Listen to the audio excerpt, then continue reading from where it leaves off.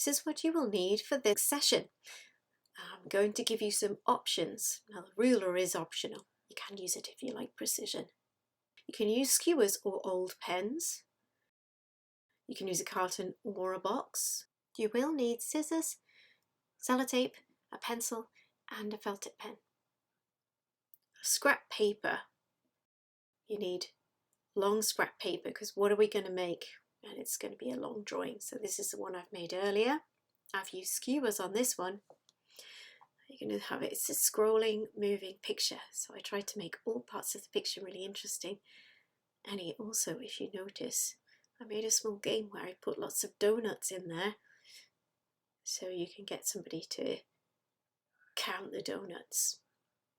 For this one I used 3 skewers, but really I didn't need the middle one. I put it there in case the paper went baggy, but it didn't. That's my monster.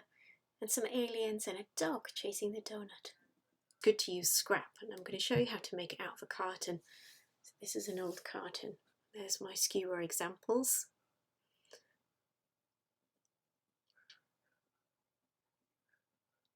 So I had those lying around from last year, but old felt tip pens or old biros are great.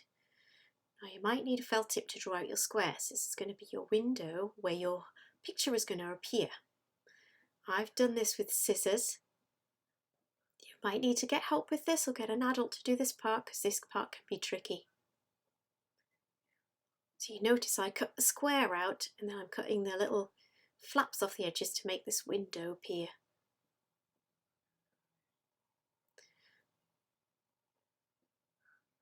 There we go, perfect. So now I've got my biros and pencil. I didn't use the pencil in the end, but I know a lot of you have probably got felt tips that don't work anymore, so these are perfect for that. You can measure this part. I did measure on the first one, I am going to say, but then I just held the pencil along for this second one, the second time. So you want 4 holes because the pencil or the pen has to go all the way through. So you notice I got a little hole started off with the pen nib, then I'm going to make it a bit bigger with the scissors. Now be careful you don't jab yourself when you're doing this part if you're doing it yourself. Okay, so I'm widening it there, get the pen all the way through. There you can see they're going to be my 2 rollers. What do we need next? Now I'm suggesting here that if you've got an old diary or notebook that you want to keep some of it but you've got empty pages, I would use these pages. It's good to make something out of things that you just have lying around that are just going spare, I've got nothing to do. So I cut these out of an old sketchbook. They're the wrong size though.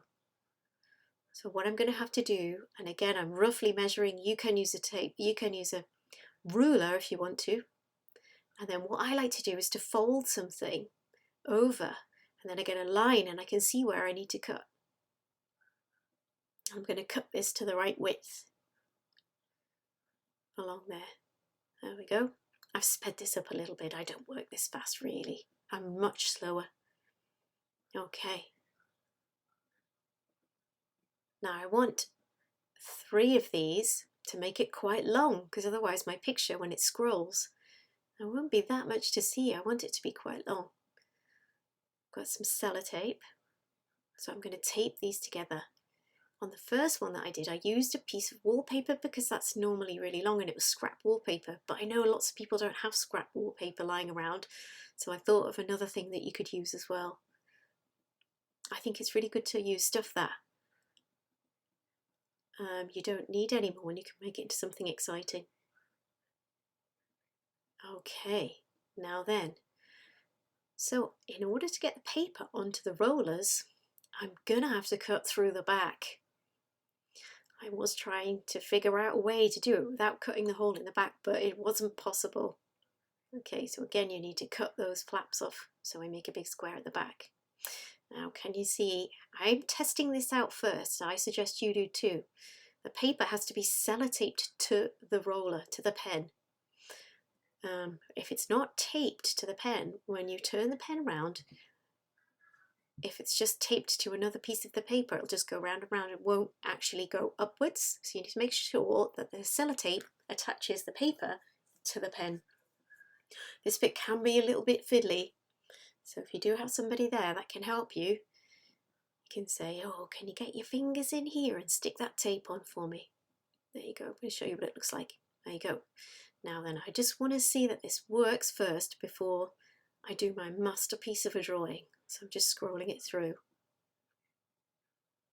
I'm checking the mechanism, see if it works, because I don't want to waste a big drawing if my mechanism isn't going to work or if there's a problem somewhere.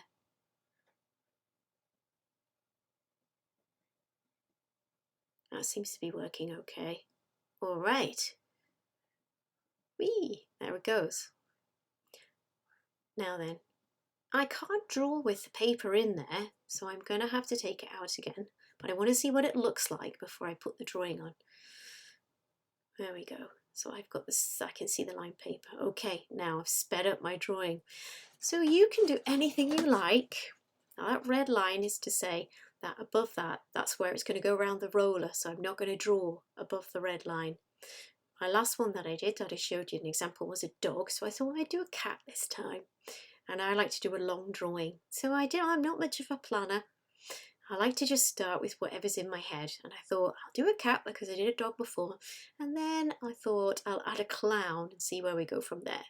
So I think it's like the cat has a little doll of a clown as its toy. And to make it interesting, I'm like, what could happen to the clown? So I thought of a circus theme. So I've done a lion. The lion's trying to eat the clown. I am going to say to you that I draw really fast and really rough, and then I have to draw over carefully again to get things right. And there is nothing wrong with that. It's good to practice and get things the way that you want them. Then I thought I'd do somebody standing. She was meant to be standing on a horse, but I'm rubbish at drawing horses, so it took me quite a few attempts to change this. I started with an elephant, but this is it when I've put the pen on. I used felt tip pens and bright colours. There's the lion, there's the lady on the elephant, then the elephant's trunk is, he's got a trumpet, and then there's some musical notes, and then there's the cat's feet at the very bottom, and a line and an X because that goes around the bottom. So here we go. So make sure it's facing the right way, and you're going to have to attach it to the top again, like we did before when we tested it out.